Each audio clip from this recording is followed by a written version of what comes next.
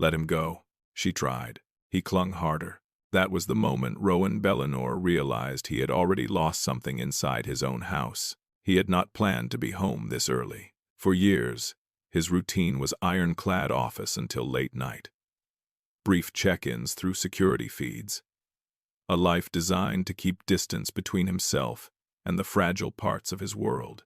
But that afternoon, a call shattered the pattern. Possible intrusion near the school. Victor Hale had said, "Unknown woman." Watching from across the street. Rowan did not think of danger first. He thought of ownership. He thought of Juliet. Within minutes, he left his meeting, drove himself instead of using a security convoy, and entered the gates of his estate without warning anyone inside. Now he stood in the living room, frozen in a scene he was never meant to see. Elliot Billionaire, his 7-year-old son, was asleep on the chest of Tanisha Carter, the maid. One small hand was twisted in the fabric of her uniform, as if she were the last thing keeping him from falling. Rowan's voice had cut the room in half. Let him go. Tanisha had obeyed, but Elliot had not. He tightened his grip around her shirt and let out a soft, shaking cry, one he had not made for his father in years. Rowan felt something inside his chest fold inward. This was not a violation of rules. This was the exposure of a truth he had avoided naming. For months now, Elliot had been quiet, withdrawn, awake late at night, distant even when Rowan stood in the same room. Doctors found nothing physically wrong. Teachers spoke in careful sentences, and all the while, somewhere beyond the gates of this guarded life, Juliet Billionaire was still watching her son grow up from the shadows alive, powerless, erased by money she could never fight. Rowan did not know that yet. He only knew this. The child who carried his last name did not find safety in his arms. He found it in the arms of the woman he paid to clean his house. And that truth would not leave this room unchanged. Was this a betrayal of trust, or the loudest proof of everything Rowan had failed to see? Before we continue, please like, share, and subscribe, and tell us in the comments where you're watching from. Now let's dive back into the story. The boardroom buzzed under the dim glow of the late-night pendant lights, voices ricocheting off glass walls as presentations dragged on. Rowan hadn't looked at the time in over an hour. His focus was razor-sharp. His signature, unreadable expression settled over his face like armor, until his phone vibrated. Not once, but 5 times. Victor Hale, Rowan's chief of security, never called during meetings. Ever. He excused himself with a curt nod and answered on the 3rd ring. Talk. Victor's voice crackled through the line, low and clipped. Possible intrusion. Someone's been circling the Monterey estate perimeter since noon. We just pulled a still from the school gate feed. A few seconds passed before a grainy image appeared on Rowan's phone. The shape was unclear. A woman, hunched under a hood, captured in profile. But something in the posture struck like a punch. He knew it. Knew her. Juliet. Or at least, his fear did. Every buried memory came rushing to the surface, the custody hearings, the hospital visits, her breakdown, the final ruling. She wasn't supposed to be within 50 miles of Elliot. Not unsupervised. Not ever. His jaw tightened. Lock it down, he snapped. All gates. Notify staff. I'm leaving now. For the first time in 7 years, Rowan ended a meeting without apology or explanation. His assistant's voice followed him through the corridor, but he didn't turn back. Fear had replaced protocol. The elevator seemed slower than usual. The city lights below looked blurred and meaningless. His driver barely had time to start the car before Rowan slammed the door shut behind him. The thought loop wouldn't stop. What if she got close? What if she spoke to him? What if she lied to him? The dashboard screen lit up with updated footage, a time-stamped shot near the school. Rowan paused, zoomed in, and stared. Still too unclear, but the anxiety clawed its way deeper, burning a hole in the composure he prided himself on. When fear rules a man, he whispered to himself, love becomes a secondary instinct. His grip on the steering column whitened his knuckles. He had always protected Elliot with everything he had, every dollar, every deal, every decision. But this was something different. This was personal. As the car sped past Monterey's quiet coastal line, Rowan's mind began to splinter. He thought of Elliot's nanny, the routine, the house cameras. Had he seen anything unusual on the logs? He checked his phone again. No alerts, no panic, no sound. And that terrified him more. Sometimes danger doesn't come with noise, it comes with a whisper that turns your world upside down. Staying with this story is a way of standing with every child whose safety is trapped between power and fear. The gates of the estate opened like jaws in the night. The house stood still, lit in warm silence. No visible sign of threat. No footsteps on the gravel. He stepped out slowly, scanning the perimeter. Inside, everything looked normal, but instincts screamed louder than facts. He approached the front door. Was she already in? Had she found a way past them? Victor hadn't confirmed her identity. Only the threat. As Rowan stepped through the doorway, every light in the hallway cast double shadows. Something about the stillness was wrong. He paused, listening. There, the faintest sound. Not footsteps.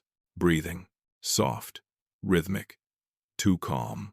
He turned toward the living room, and what he saw stopped him in his tracks. Was Juliet really coming for her son? Or is something else unfolding inside the house? The wind carried the scent of autumn leaves and freshly cut grass as children spilled out of black SUVs and bright yellow buses. Laughter fluttered in the air like birds, untamed, innocent. Across the street from Steiner Academy, tucked behind a row of untrimmed hedges and a rusted street sign, stood a woman. Her coat was too thin for the cold, her posture too tense for the setting. She kept her head low, sunglasses masking tired eyes, but her gaze was locked on one thing. One person, Elliot. He burst through the school gates with a half-zipped backpack and a smile that could have split the sky. He wasn't alone. 2 other boys raced beside him, arguing about something, laughing like the world had never broken them. Juliet's hand trembled as it reached for her phone. She hadn't seen him move like that in years. Not on a screen, not in a courtroom photo, but alive, breathing, glowing. Her son. She hit record. The video was only a few seconds long, Elliot darting ahead, waving back at a teacher, then disappearing into the building like sunlight vanishing behind clouds. It was enough. She pressed the phone to her chest. A sob escaped before she could catch it, a small and bitter sound that clung to her ribs like frost. She covered her mouth quickly, afraid someone might hear. But no one did. She whispered, "I'm still your mother," then turned and walked away. Before security noticed the car parked too long across the street, before her legs gave out from under her, before her heart begged her to run across that road and scream his name. It had taken every shred of strength not to go further, not to step into the light, not to call to him. Juliet had learned the hard way. Some mothers love in silence, because noise brings police reports, restraining orders, and accusations scribbled in legal ink. The world believed she was gone, broken, dangerous, and she had let it believe that. But what the court couldn't erase, what Rowan's lawyers couldn't sterilize was this. Love was never erased, it was only locked outside the gates. She walked 5 blocks before her hands stopped shaking. The bus station bench she collapsed on still carried the heat of the sun, though her skin felt like ice. She replayed the short clip. Again and again. She watched the moment he smiled, froze it, took a screenshot. It was the only proof she had that he still existed outside of memory. Across town, her presence hadn't gone entirely unnoticed. Victor's team had flagged the footage, the blurry outline of a woman near the school. But they hadn't connected it. Not yet. Juliet knew she had played with fire. But to her, a glimpse of Elliot was worth any burn. What Rowan didn't know couldn't hurt him. But what if he found out? What if he learned she had stood that close? What if the gates weren't strong enough to keep a mother's love away? What happens if Rowan ever learns she is this close? Sometimes, a mother's love isn't loud. It's a whisper across the street, a silent prayer in traffic, a hidden tear during recess. If this story stirs something in you, stay. For every parent who watches from the sidelines, loving from the shadows. The Billionaire estate bathed in late afternoon light.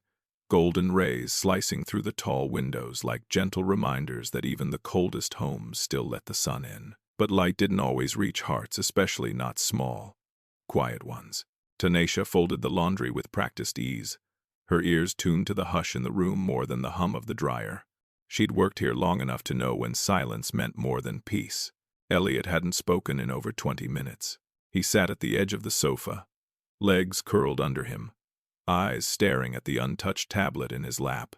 Not upset, not distracted, just withdrawn. She approached gently, wiping her hands on her apron. "Baby, you okay?" He blinked and looked up at her, the question already forming in his throat. "Do moms," he began, "do moms stop loving their kids forever?" The words struck Tanisha with the softness of a feather and the weight of a boulder. She sat beside him slowly. "Why you asking something like that?" Elliot shrugged, but not with the usual carelessness of a child. This one was cautious, guarded, heavy. He leaned back, biting his lower lip like the answer mattered more than the question. Later that evening, when he ran up for his bath, Tanisha gathered his backpack from the hallway floor. She opened it, intending to clear out the usual crumpled worksheets and snack wrappers. Instead, her fingers found something folded, worn, deliberately hidden, a small drawing creased 4 ways like it had been folded in secret. Crayon lines traced a picture of a house with high gates. A child stood on one side, and on the other, a woman, alone, arms reaching through iron bars. She had long hair and tears colored blue, not red. Tanisha sat down, her breath catching. Children speak in pictures when truth feels too heavy for words. She looked again at the gates in the drawing. They were unmistakable, the Billionaire gates, and the woman not drawn like a stranger, but like a memory trying to come alive. She ran her hand gently across the crayon figure, as if it might speak. There was something being said here in the lines, in the colors, in the silence that had followed Elliot all afternoon. This child wasn't neglected, but he was wounded, deeply, quietly. Tanisha closed the backpack and tucked the drawing back where she found it. She'd seen things she wasn't supposed to see, heard things unsaid, but something in her heart refused to let it slide. Not this time. Down the hall, laughter suddenly rang from Elliot's bathroom, forced, loud, unnatural. Tanisha stood still, feeling the sound bounce through the mansion like a bird in a cage. She had a decision to make. Stay silent, as always, or start noticing louder. She glanced at the hallway security camera, always blinking, always watching yet somehow blind. Who is the woman in the drawing, and why does the security team pretend she doesn't exist? Some truths don't knock down doors, they slip through crayon drawings and innocent questions. If you're reading this, don't turn away. Some children need someone to notice what they can't say out loud. The kettle whistled softly, the sound muffled by the thick walls and colder tension in the house. Tanisha moved like she always did, quietly, efficiently pouring Elliot's favorite chamomile blend into the blue mug he always asked for on hard days. But today, she wasn't just warming tea. She was hiding something. The drawing now sat tucked inside the inner lining of her handbag, folded flat behind her ID and loose bills. A choice no employee here was allowed to make. She should have reported it, logged it, forwarded it to security. That's what the binder in the foyer instructed for any unusual incident, especially those involving Elliot. But her hands had trembled the moment she thought of submitting it.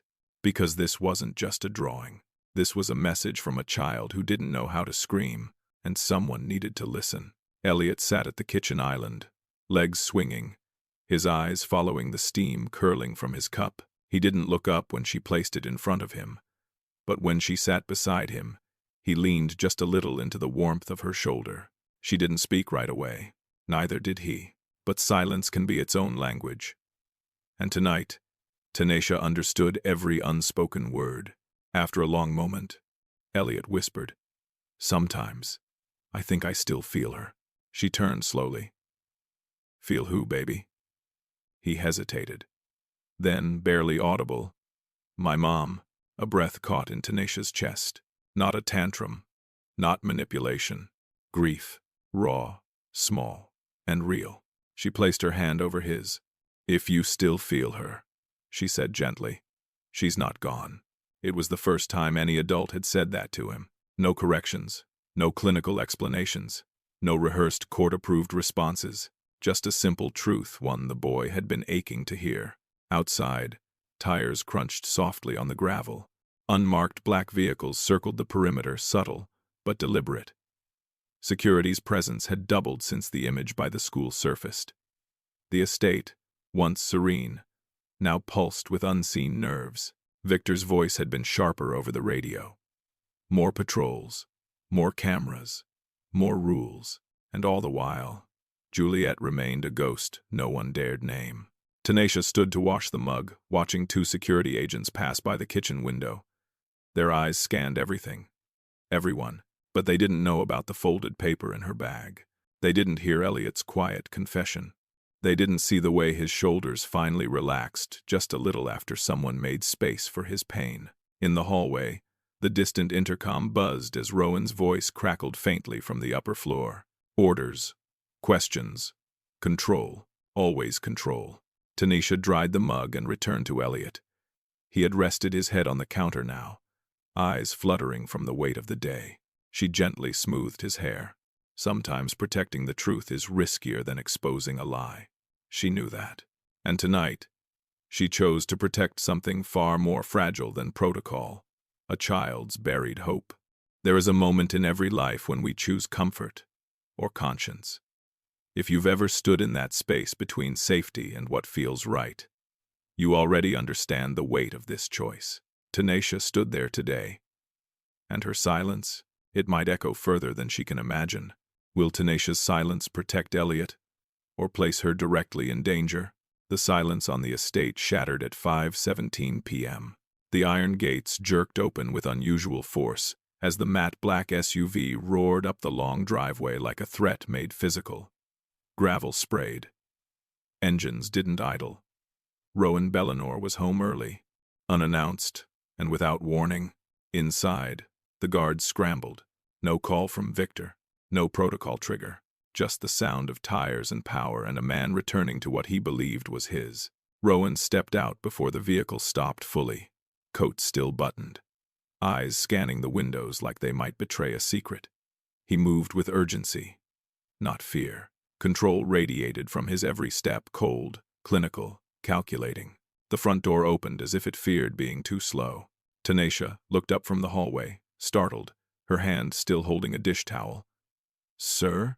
You're—" He didn't answer. His steps echoed louder than her voice. He crossed the foyer with a storm in his chest and frost on his face. Something in his silence told the entire house to shrink. He didn't greet anyone, didn't ask if Elliot was well, didn't pause at the warmth of the kitchen or the scent of evening tea still lingering in the air. He was scanning, hunting, every hallway, every doorframe, every room that might hold what belonged to him. Victor had sent him the footage, the blurry image of a woman, the fear Rowan refused to name, Juliet. Whether it was truly her or not didn't matter. The suggestion alone had reopened wounds Rowan hadn't allowed to bleed in years. He stormed up the stairs, bypassing the gallery hallway, paused at Elliot's room. The door was slightly ajar. He didn't knock. Tanisha stood at the base of the stairs now, frozen, fingers twitching with instinct but silenced by status. She knew this was the moment Victor had warned them might come. If he returns without notice, don't interfere. But interference wasn't her concern. Elliot was. Upstairs, Rowan opened the door and stepped inside. His breath was low and sharp. His eyes searched for signs. Proof. An intruder's trace. A misplaced item. A security breach. He didn't want to understand Elliot. He wanted to contain him. A man can rush home for control and still arrive too late for trust. The house stood in suspense. Even the air stopped moving. Was the child alone? Was the drawing still hidden? Was the silence still safe? Outside, the unmarked vehicles circled again, tighter this time. Power can open gates and walk through walls, but it can't unlock a child's trust once it's been shut. If you've ever watched someone confuse authority for love, stay with this story, because sometimes what storms in through the front door is far more dangerous than what waits outside it. What will Rowan find when he reaches the child? The house was quiet again, not with peace, but with tension that curled like smoke through every hallway. Rowan moved downstairs with the same force he had entered, not running, but urgent, like he was trying to catch something slipping through his hands. He turned the corner toward the living room and froze. There, beneath the soft dim of the lamplight, a scene waited for him, unguarded, quiet, and devastating in its simplicity. Elliot lay asleep on the couch, curled into Tanasia's chest. His small hands gripped the fabric of her uniform, not clinging from fear, but in comfort, like he had chosen her, like she had replaced someone he no longer remembered. Rowan's breath stalled in his throat. It was the kind of moment that might have looked innocent to anyone else, but not to a man who had been conditioned to expect betrayal, not to a man who had fought, sued, paid, and controlled only to walk into his own home and find his son wrapped around another's arms. The room stilled. Tanasia's eyes lifted slowly. The warmth drained from her face in an instant, replaced with something between fear and heartbreak. She didn't speak, neither did he. The moment was too loud for words. The accusation filled the space without sound. To Rowan, this wasn't just a maid holding a child. This was a line crossed. A door opened without permission. A bond formed that he had not authorized. All he saw was possession threatened, not love offered. Tanasia didn't move. She knew better. She felt the air shift, sharp and electric, like the sky before lightning. The weight of his gaze pressed down on her like a gavel. He saw Elliot stir slightly, nestling further into her arms, and that did it. For a split second, Rowan's mind bent in the wrong direction. He thought of manipulation, of softness used as leverage, of secrets whispered while he wasn't home. He thought, she's turned him against me. But then, he looked again, at the way Elliot's fists were still clenched in her uniform, at the calm in his sleeping face, not afraid, not lost, just safe. And suddenly, the certainty began to fracture. Truth often looks like guilt before it looks like grace. Still, Rowan said nothing, not yet, and that silence was more dangerous than any raised voice. There are moments that get misread where love looks like threat and comfort looks like betrayal. If you've ever been judged in the space between perception and truth, stay close, because the cost of misunderstanding love is sometimes far greater than silence. Will Rowan explode? Or listen? The door to Rowan's study slammed shut with a force that rattled the antique frames on the wall. Tanasia stood near the bookshelf, hands clasped in front of her apron, her posture straight but her heart pounding loud enough to drown the silence. Rowan circled the room once, his eyes blazing but his voice deadly calm. That was worse than yelling. I asked you one thing, he began. One simple thing. To follow protocol. To report anything unusual. She didn't answer. Not yet. He stepped closer. So why was my son asleep in your arms with a drawing in his bag that no one logged? Why was there an unidentified woman near the school, and no report filed from you? At the word woman, Tanasia's eyes lifted, slightly, sharply, and that was the moment Rowan knew. She had seen her too. Upstairs, a scream shattered the moment. Elliot's. Ta-nisha. It wasn't just a call. It was terror. She turned instinctively, rushing for the door. But Rowan blocked her path. No, you're not leaving this room until you explain. She looked at him then, fully, steadily. Then listen, she said. Her voice wasn't defiant. It was heavy, tired, honest. She reached slowly into her apron and pulled out the folded paper, the one she had sworn to keep hidden. She held it out like it was a confession. Rowan took it with trembling fingers. He unfolded it and stared. The child's crayon world, the gates, the woman, the blue tears. He blinked hard, and then she said it. He drew her before I ever showed him anything. Before I asked questions. Before I knew for sure. Rowan looked up. You mean she was there, outside the gates, at Steiner, watching him, crying. His hands tightened around the paper until the folds cracked louder than the clock on the wall. She didn't speak to him. She didn't approach.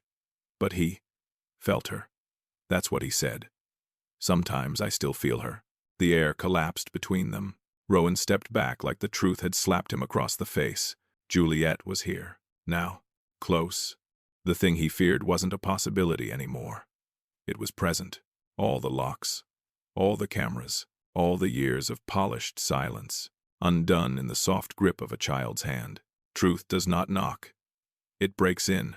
He turned to the fireplace, staring into its dull, unlit mouth. Juliet, after everything, after the ruling, after the settlement, she had stayed near, and somehow, he had missed her. His control, the thing he prized most, cracked, just for a moment. Not enough to break, but enough to bleed. He looked back at Tanisha, but the expression on his face was unreadable. She didn't know what was coming next. Sometimes, the truth doesn't come with answers, just consequences. If you've ever risked being hated for telling what someone needed to hear, then you already understand Tanisha's courage. Stay with this story. The cost of silence is rising. Will Rowan retaliate against Juliet? Or against the woman who exposed her existence? The new security gates at the Billionaire residence rose 3 feet higher than the last. Extra cameras now followed every delivery, every footstep, every smile that lingered too long near the estate. Rowan called it precaution. Victor called it containment. But no one called it protection, not anymore. Inside the house, things were quieter, not peaceful, just muted. Elliot no longer asked big questions. He no longer looked toward the window with that hopeful ache in his eyes. But his shoulders had settled. His voice came slower now, but steadier, because something inside him had shifted. He hadn't been abandoned. He had been kept apart, and that difference changed everything. Tanisha packed her things in silence. No speech, no farewell breakfast, just folded uniforms and sealed memories. Her resignation note was handwritten, soft, graceful, and deliberately free of blame. She left it on the kitchen counter beneath Elliot's favorite mug. To stay would cause more harm than help. But I will never stop praying for him. She knew leaving would hurt. She also knew staying might become unforgivable. The truth had cost her the child's trust and the man's tolerance. So she left with her dignity, her silence, and the drawing still tucked between the pages of her prayer book. Across from Steiner Academy, behind the same rusted street sign, Juliet stood again. No sunglasses this time. She didn't hide, but she didn't approach either. She simply watched. Elliot walked through the gates with more calm than before. He didn't see her, or maybe he did and didn't say, but something in the way he walked told her that a bridge had been built, even if they would never walk across it. Juliet smiled softly, tears slipping down her cheek in the same quiet rhythm they had before. Some days, she carried hope. Other days, she just carried love. At a public bus stop in Carmel Valley, Tanisha sat alone, apron gone, uniform folded, a resume in her bag. She held her phone for a moment, staring at the photo she had taken from the drawing, the gate, the woman, the child. It wasn't just a picture anymore. It was proof that she had seen something real, even if no one wanted her to. She closed her eyes. Some men win in court and lose in conscience. Back at the estate, Rowan stood in his private study. The fire crackled, but the room felt colder than ever. Elliot was safe. Elliot was quiet. Elliot was his. And yet, the silence no longer obeyed him. It haunted. All the walls he had built kept the world out. But they had kept something else out too. Something soft.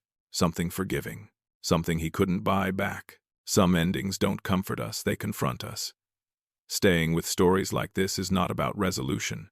It is about remembering that not every child is rescued loudly, and not every mother is allowed to hold her own. Not every miracle restores what was taken. Some only reveal what was stolen.